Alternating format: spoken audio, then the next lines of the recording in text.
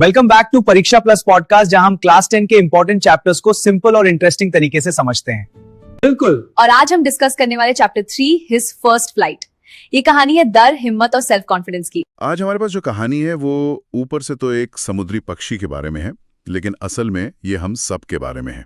एक छोटा सीगल है जो उड़ने से डरता है।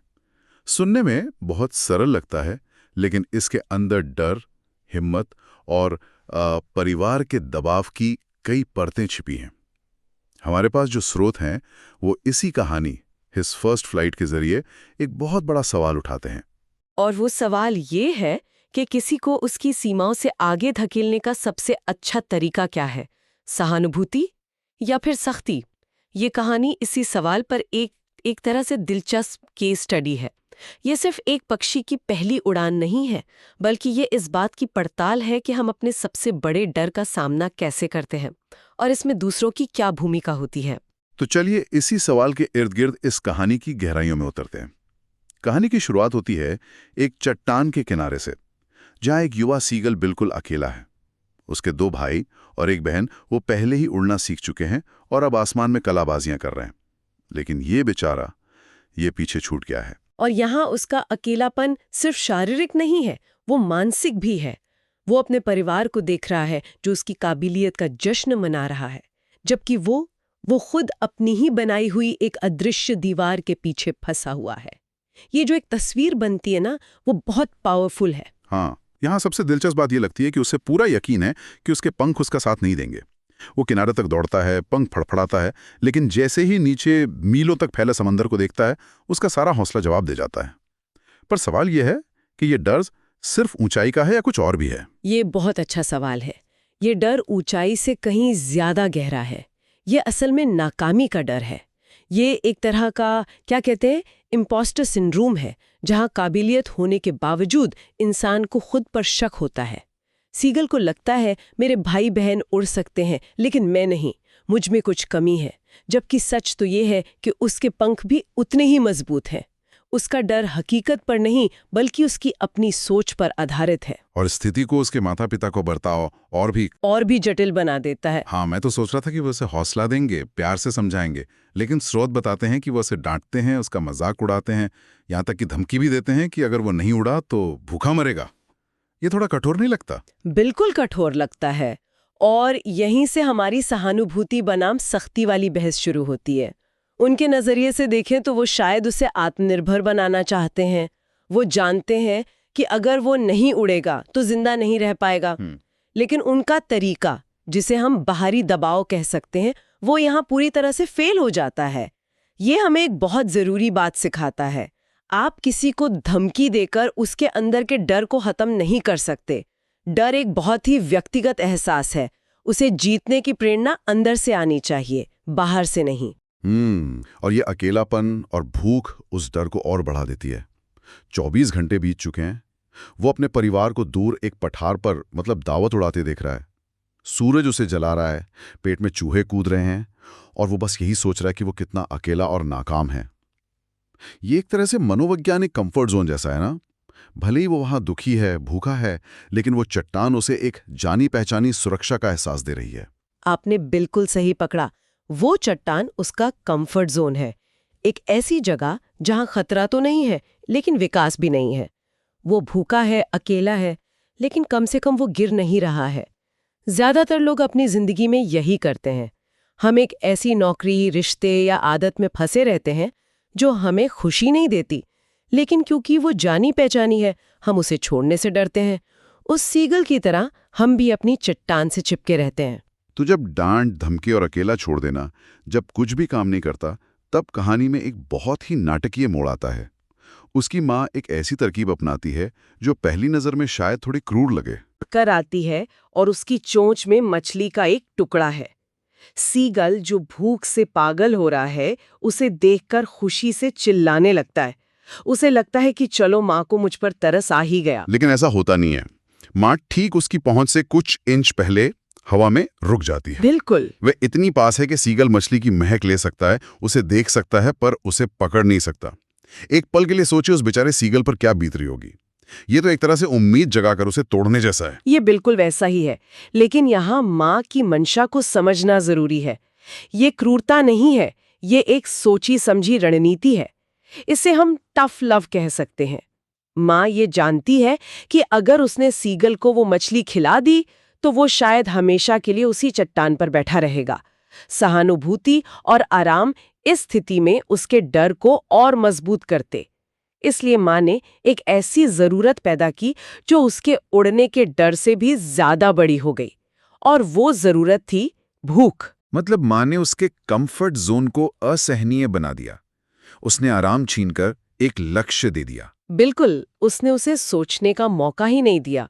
उसने एक ऐसी स्थिति बना दी जहां डर पर भूख हावी हो गई।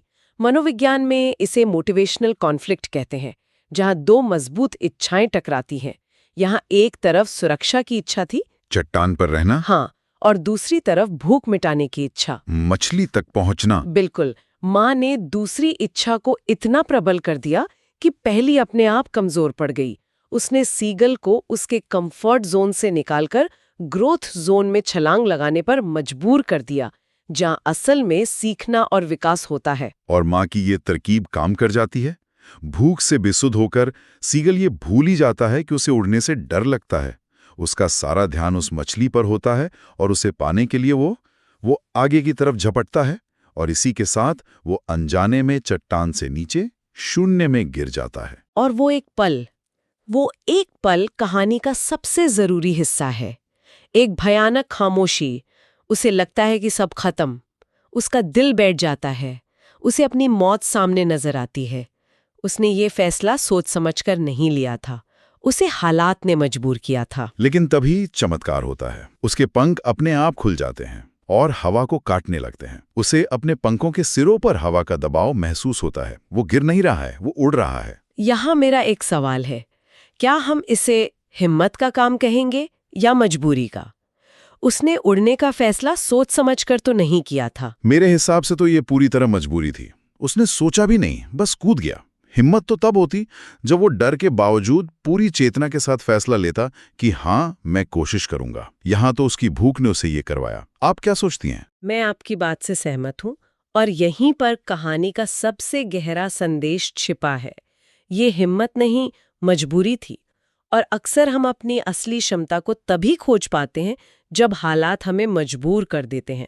हम अपनी काबिलियत को तब तक नहीं पहचानते जब तक हमें उसे इस्तेमाल करने के अलावा कोई और चारा ना बचे। सीगल ने अपनी क्षमता को तभी जाना जब वो हवा में गिर रहा था, किनारे पर सुरक्षित खड़े होकर नहीं। तो मतलब उसे एहसास होता है कि वो डर कि मेरे पंख मेरे साथ नहीं देंगे, वो सिर्फ उसके दिमाग में था। हाँ, एक मानसिक बाधा थी। हाँ। हकीकत तो ये थी कि उसका शरीर, उसके पंख, उसकी बनावट सब कुछ उड़ने के लिए ही था। हाँ, बस उसे खुद पर भरोसा नहीं था। हाँ, और ये भरोसा उसे सोचने से नहीं बल्कि करने से मिला। वो घंटों बैठकर खुद को यकीन दिलाने की कोशिश कर सकता था कि वो उड़ सकता है, लेकिन वो तब तक बेकार था जब तक उसने हवा को अपने पंखों के नीचे महसूस नहीं किया। ज्ञान और अनुभव में यही फर्क है। उसे ज्ञान था कि पक्षी उड़ते हैं, लेकिन अनुभव उसे उस छलांग के बाद ही मिला। इसके बाद का दृश्य वाकई बहुत खूबसूरत है। उसका सारा डर गायब हो जाता है। वो खुशी से चिल्लाता है, हवा में गोते लगाता है, और फिर उसका पूरा परिवार जश्न मनाते हुए उसके पास आ जाता है। उसके भाई बहन, माता पिता सब उसके चारों ओर उड़ते हैं, शोर मचाते हैं। जो परिवार कुछ देर पहले उसे ताने दे रहा था, अब उसकी कामयाबी का जश्न मना रहा है। ये भी एक दिलचस्प पहलू है। परिवार ने उसे धक्का दिया, लेकिन जब वो कामयाब हो गया तो उन्होंने उसे सहारा भी दिया।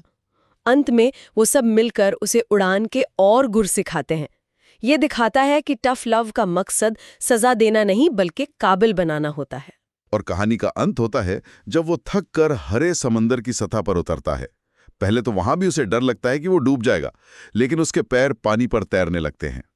उसकी पहली उड़ान हर मायने में सफल होती है। उसका परिवार उसे उसकी मेहनत का इनाम यानी मछली खिलाता है। तो अगर हम अपनी शुरुआती बहस पर वापस आएं, सहानुभूति या सख्ती, तो इस कहानी में सख्ती काम कर गई। लेकिन इसका मतलब ये नहीं है कि ये हर स्थिति में काम करेगी। ये एक बहुत ही नाजुक संतुलन है। क्या होता अगर सीगल सच में शारीरिक रूप से कमजोर होता और उड़ नहीं पाता? तब माँ की ये रणनीति एक त्रासदी बन जाती। सही बात है। तो कहानी का असल संदेश शायद ये नहीं है कि हमें हमेशा सख्त होना चाहिए, बल्कि ये है कि हमें डर की प्रकृति को समझना होगा। सीगल का घर काल्पनिक था, उसकी काबिलियत असली थी। माँ इस बात को जानती थी। बिल्कुल। इस कहानी का सार ये है कि हमारी सीमाएं अक्सर हकीकत में नहीं बल्कि हमारे दिमाग में होती हैं, और उन सीमाओं को तोड़ने के लिए कभी-कभी एक बाहरी धक्के की जरूरत पड़ती है। वो धक्का कोई चुनौती हो सकती है, कोई मजबूरी हो सकती है, या किसी अपने का टफ लव हो सकता है। हाँ, बिल्कुल। सबसे महत्वपूर्ण संदेश ये है कि जब तक हम किनारे पर खड़े रहकर नीचे देखते रहेंगे, हमें कभी पता नहीं चलेगा कि हम उड़ सकते हैं या नहीं। क्षमता का पता छलांग लगाने के बाद ही चलता है, पहले नहीं। आसमान में आत्मविश्वास भरी उड़ान पर खत्म होती है। ये हमें दिखाती है कि विकास कभी भी आराम के दायरे में नहीं होता। और ये हमें एक बहुत ही गहरे विचार के साथ छोड़ जाती है। हम सबकी जिंदगी में कोई ना कोई ऐसी चट्टान होती है जहां से हम पहला कदम उठाने से डरते हैं। वो कोई नया करियर शुरू करना हो सकता है, कोई मुश्किल बातचीत करनी हो सकती है, या कोई नया हुनर सीखना हो सकता है। सोचने वाली बात यह है कि उस सीगल की माँ ने तो उसके लिए भूख पैदा कर दी थी। हम अपनी जिंदगी में उस छलांग को लगाने के लिए अपनी भूख या अपनी जरूरत कैसे पैदा कर सकते हैं? क्या हम हमेशा किसी बाहरी धक्के का इंतजार करते रहेंगे,